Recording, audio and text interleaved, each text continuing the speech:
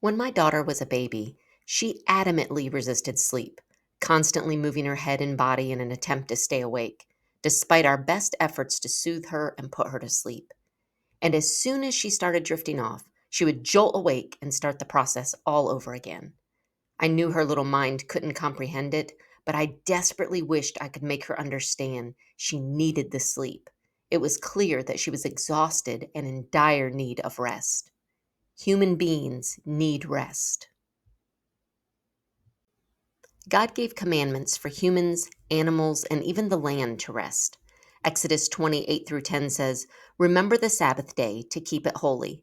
For 6 days you shall labor and do all your work, but the seventh day is a Sabbath of the Lord your God. On it you shall not do any work, you or your son or your daughter, your male slave or your female slave, or your cattle or your resident who stays with you." And Leviticus 25, 2 through 4 says, "Speak to the sons of Israel and say to them, when you come into the land which I am going to give you, then the land shall have a Sabbath to the Lord.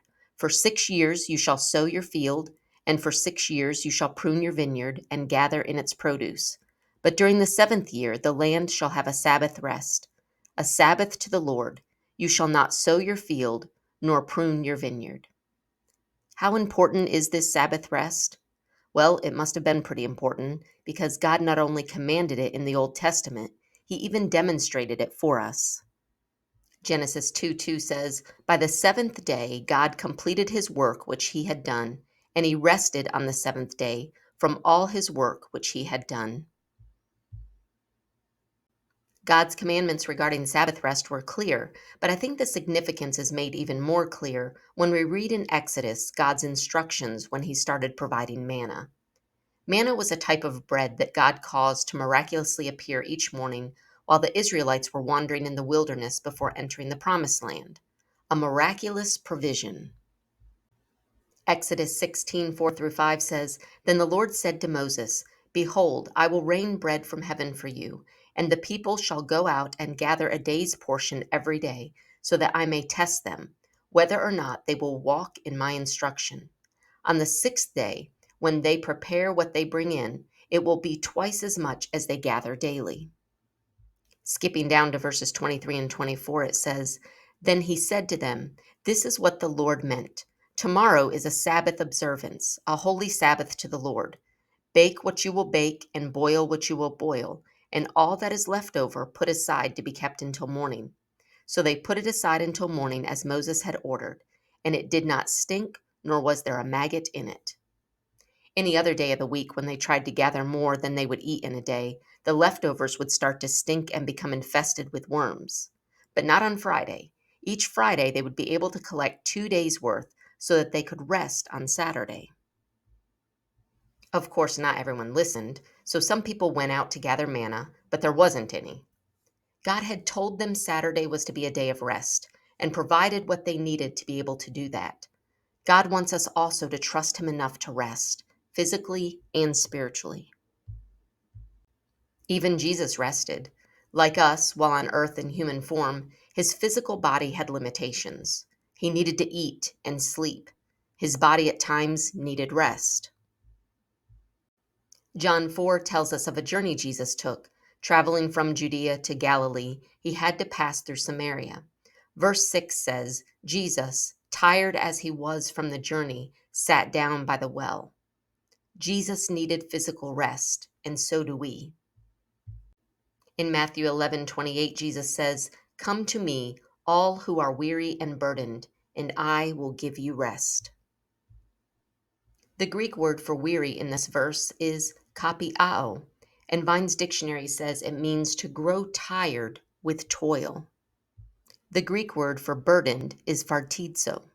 Strong's dictionary says it means to load up properly as a vessel or animal, i.e., figuratively, to overburden with ceremony or spiritual anxiety.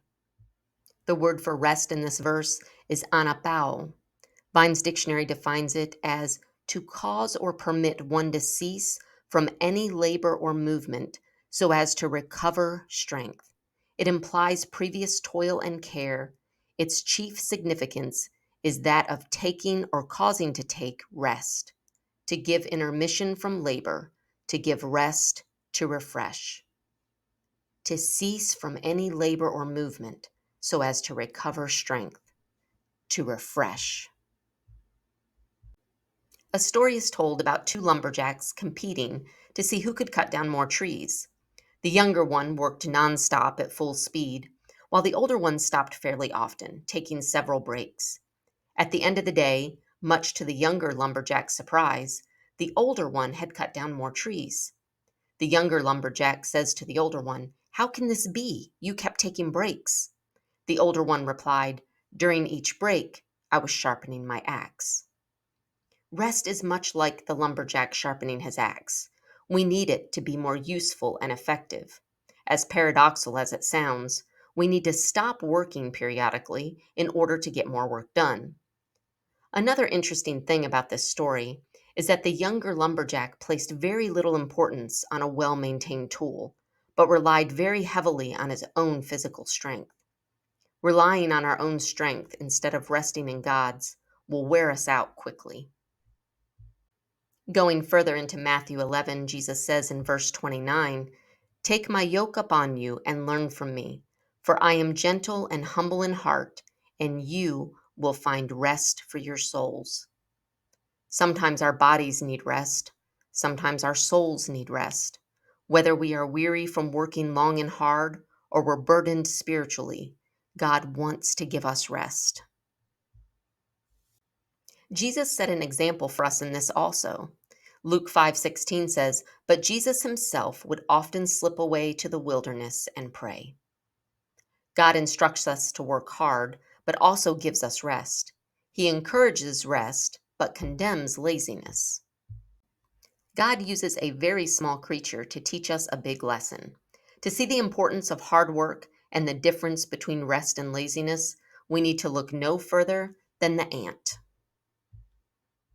Proverbs 6 says, "Go to the ant, you lazy one, observe its ways and be wise, which having no chief, officer, or ruler, prepares its food in the summer and gathers its provision in the harvest.